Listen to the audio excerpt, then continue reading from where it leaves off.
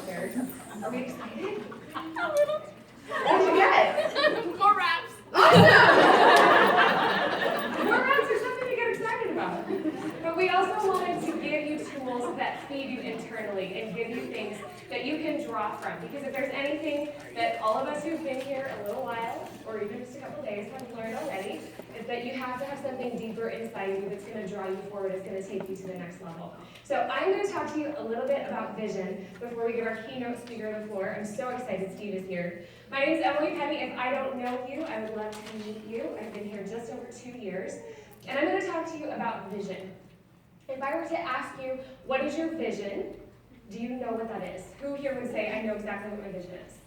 I know why I'm here. Good, shout it out. What is it? Yes, you.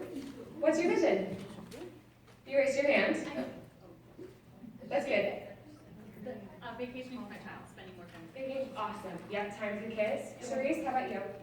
I am going to work part-time so that I can do financial coaching. Awesome. That's awesome.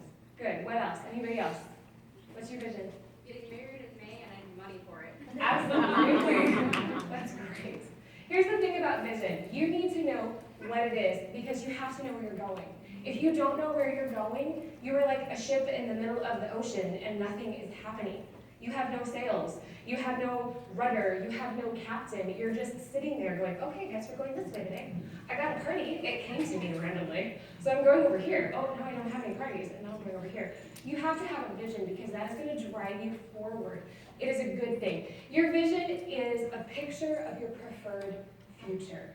That can be anything. You guys, it can be big or it can be little. When I came here, a lot of you know my story already, but when I came here, what I wanted was guilt-free Starbucks. Because Mama had a little caffeine addiction, and my husband had a little issue with how much dollars I was spending on caffeine. So I wanted to have a little extra money so that I could get Starbucks without feeling bad about that, without having to check the bank about that. My vision grew, so wherever it begins, it is going to grow with time. So what that quickly became was, I want to put my children in private school. After that, it was, I want to bring my husband home from his full-time job. Your vision needs to be something that ultimately moves you on a deeper level inside of you, that it can bring you to that kind of point of tightness in your throat or tears in your eyes. We had a vision of wanting to do life as a family, wanting my husband to be home with us so that we could have the time freedom and the financial freedom to go and invest in the lives of the people that we cared about. And that vision has been achieved. He's home full time. Your vision is possible. So some very practical things. As you are writing out your vision, it needs to be clear. So pick something. Pick a short-term something, pick a long-term something. I can't tell you what that looks like for you. That might be debt freedom. You might have school loans that you need to pay off. It could be time freedom. You want more time with your kids. You want to quit a part-time job. You want to have a little bit more money at the end of the month rather than month at the end of the money. Okay? It just needs to be yours. And whatever that is, you have to own it. So take a second, and I want you to imagine if you were able to design your life and you could just pick it. Where are your kids going to school? Do you have kids? Are you married? What house do you live in? What part of the country do you live in? What car are you driving? How do you feel? Picture that right now. If you're designing it, if you are the architect of your life, and take a second and imagine it. I want you to imagine if you can actually feel it. Okay, so take a second. Close your eyes. You're all still looking at me. You can't imagine what you're looking at me. How does it feel? You've accomplished all the things that you set out in your vision. How does that feel? It's done. You did it. You're there. You accomplished your vision. Does that feel pretty good? Is that a good feeling? Yeah. Good. That is what you have to have. You have to be able to get back to that place of being able to find your vision and going, I know what that is going to feel like, and so what I'm going through right now, it's worth it. It's worth it because I remember how that feels. That's what your vision is going to do for you. It's going to pull you through that. That vision is also your why. If you don't have a why, you're going to have a why not. You have to have a why. The world is full of a whole lot of reasons that say, it's not time to do work today. It's not time to do Jamberry today. I don't have time to run parties this month. There are a lot of other things that are more important than this is right now. There's a lot of stuff. But if you don't have a why, everything else is going to become a why not. And guys, without vision, the why nots are a lot more numerous than the whys. And it all slows down and then it stops. We've seen it over and over and over again. Don't let that happen to you. It doesn't have to happen to you. If you have a vision and you have a why, you're going forward. You have to take action, but you're going forward just by having that. Most people never get to the point of imagining exactly what they want to see happen. They don't get there. They just go, oh, Jamberry, I have a business. Don't know what we're doing, but I'm going. Pretty good, I think. Maybe, I hope, probably. We'll see. How many times have you heard, we'll see? I'm doing this, we'll see what happens. How many people have said that? Yeah? Kelsey said it. She said it to me her first week. And then her vision grew. And we saw what happened. She's an elite executive, and a lot of you in this room are on her team. It's awesome. Okay, your vision is really, really important. And there are a lot of things that can come against you as you're building your vision. So I'm going to give you, really quickly, a couple of practical tips. And the number one thing is that your key to finding your vision is intentionality. Write that word down. Intentionality. You're going to have to be intentional. The greatest enemy of your vision is fear. And fear manifests itself in a lot of ways. It looks like apathy. It looks like avoidance. Fear can look like justification. Well, I can't do more parties this month because I'm just out of time, or I just don't really want to talk to that person. And it's okay. I'm good. I'm good where I am. I'm fine. That's justification. And it's a manifestation of fear. That's probably my number one thing. Because I'm justifying why I'm not doing what I know I need to be doing. Because I'm actually afraid to do it. You look a little deeper. You'll find the root that's underneath all of that. It also can look like withdrawal. If you emotionally separate from the people that you're working with, that's fear. Actually fear. It looks like withdrawal, blame, and circling. How many of you have your to-do list? And you're circling it. There it is. I see it. It's right here. That's my to-do list. Oh, you're loud. Thanks. You see your to-do list and you circle it, or you circle what you know that you should be spending your time doing because you haven't decided that this is what I'm going to do. You haven't been intentional with that. That's fear that derails you. You get to take fear off of your plate by intentionally choosing what you think. You've heard about that a lot already tonight from Emily about attitude. That is an intentional choosing what you're focusing on. Your greatest asset in all of this is intentionality. You're going to have to be intentional in your business management. Focus on your IGAs. Do not go get stuck in tradesies. You hear me? Don't do it. Be intentional. Don't go scrolling Facebook. Be intentional. Your IGAs get your focus. Be intentional with your time management. Plan your work and work your plan. Ideas are universal. Execution is unique. A lot of people can plan until the world looks level. You can set up your calendar, you can set up exactly what you're going to do, you know when you're going to do it, you've got a time left, and then it comes down to execution. And how many of us execute it perfectly? How many of us execute it halfway? How many of us execute it at all? Execution is unique. Most people just plan and then don't actually take action. You've got to execute. That is an intentional choice to execute the plan that you planned. You can do that. Emotional management, your mentality, your attitude, be intentional. Be intentional. When stuff is coming at you and you feel like you can't book parties or you can't recruit or whatever those thoughts are that are flying at you, you have to choose differently. You have to choose. I don't accept that thought. This isn't that I can't. I can and I will. I'm moving forward. I'm going to take the next step. I'm going to find the next person to talk to, and I'm going to choose that this is not how my story ends. Where do you want to be when you quit? Not there. You don't want to be there when you quit. So step forward. Choose intentionally how you are going to manage your emotions. Choose the thought that brings peace. It's a really good indicator. When you're getting all caught up in the maelstrom, choose the thought that brings peace. Step back and evaluate. Am I feeling the feeling, or am I feeling the reality? If you're feeling the feeling, a lot of times that feeling is not reality. It was really funny. We were talking with a group of executives, and we were just kind of chatting about our emotions and the ups and downs and the roller coasters of how this all worked. And somebody said, you know what, like the third week of every month, I am just a basket case. I don't know why. I hate my business. I don't want to be on my team. I don't know why it's always the third week of the month, every single month. I don't know why that is, every single month.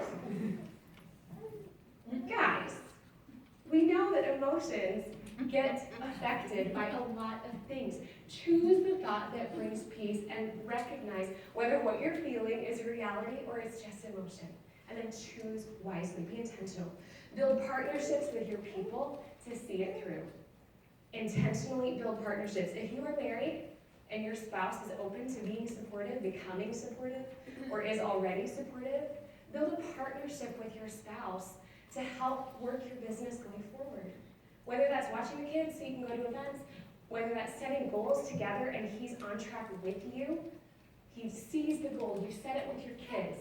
Maybe it's we're going on family vacation next year, and your kids know that this is why mom's doing Jamberry right now, because we're going on a family vacation next year. I promised my kids Disney. That's kind of scary, right? You make a promise to your kids, but then you build partnerships with them. You can draw them in on it. They can help you with mail. They can help you with accomplishing all of those little tasks. I hear so often from moms that my kids feel like Jamberry is competing with them. That breaks my heart. That is not the design of Jamberry. That's not what it's for. That's not what the sisters want. That's not what home office wants. That's not what your upline wants. Competing with your kids is not what we're doing here. This was designed to complement your life. So a couple things we've done in our house. I have 3 kids. They are 4, 5, and 8, and everybody's about to have a birthday, so I don't have to learn that all over again.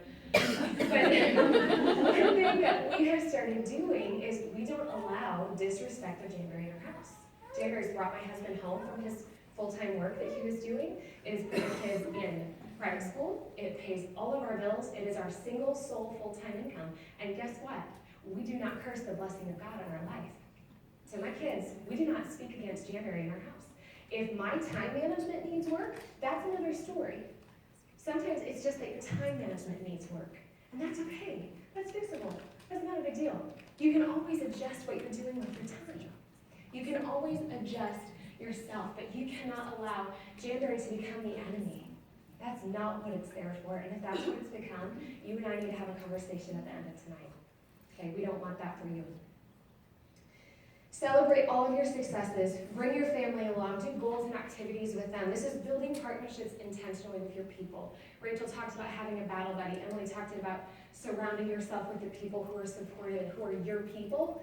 Get that priority number 1. You need your people. And then rest. I saw a couple eyebrows go up just then.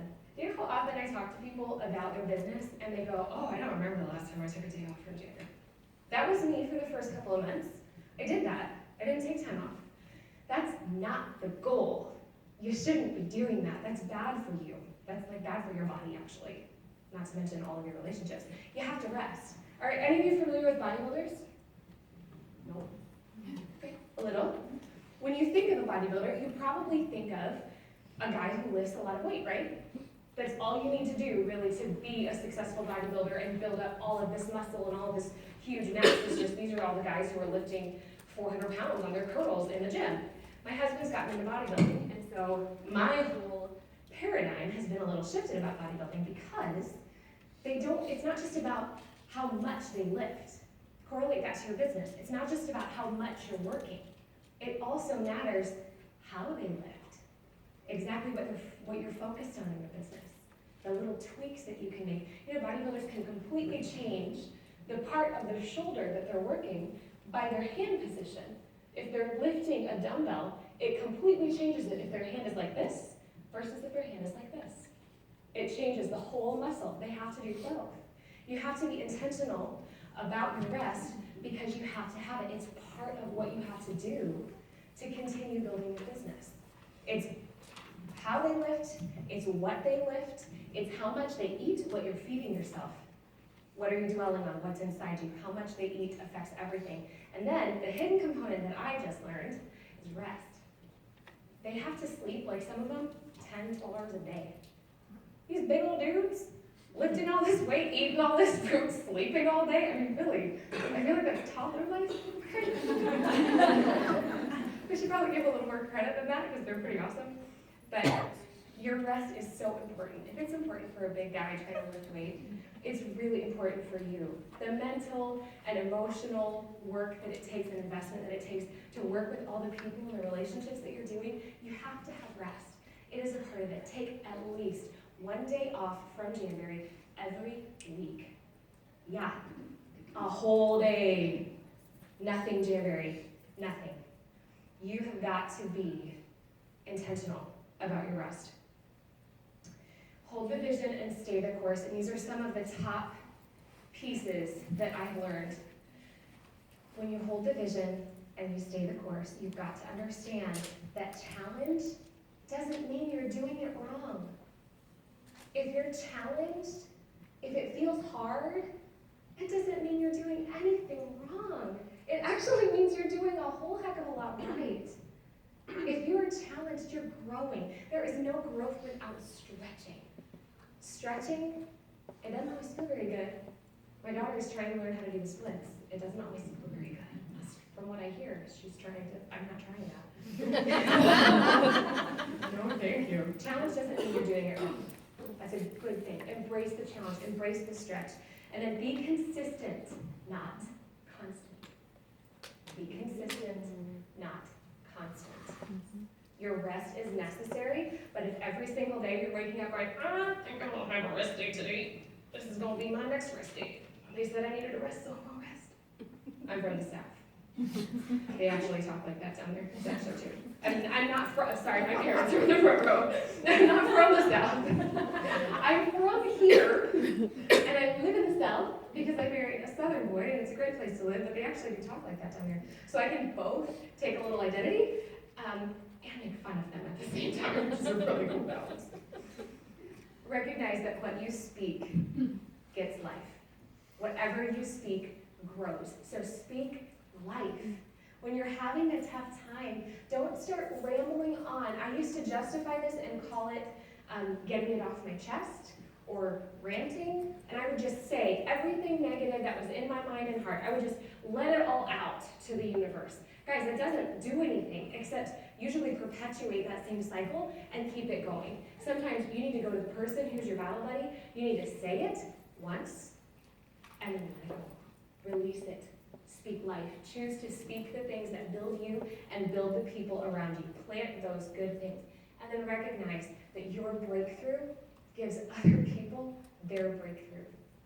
Your breakthrough, your pressing in, your continuing, gives other people the permission to follow in your footsteps. You can actually be creating shortcuts for the people on your team because of what you're pressing into. Okay? It's important. And I want you to believe, go back for 1 second to how you felt when you really imagined your vision and you saw all of that accomplished. Go back to how that felt. It's worth fighting for. It's really worth fighting for. It's going to be a fight. I'm going to tell you, if you want to be the lead executive, you're going to fight tooth and nail to get there, but it's worth it. Okay? We believe in you, and we love you, and I see in every single set of eyes in this room that you have vision, and you can do it. All right? Good. Tiffany, I would love to invite you.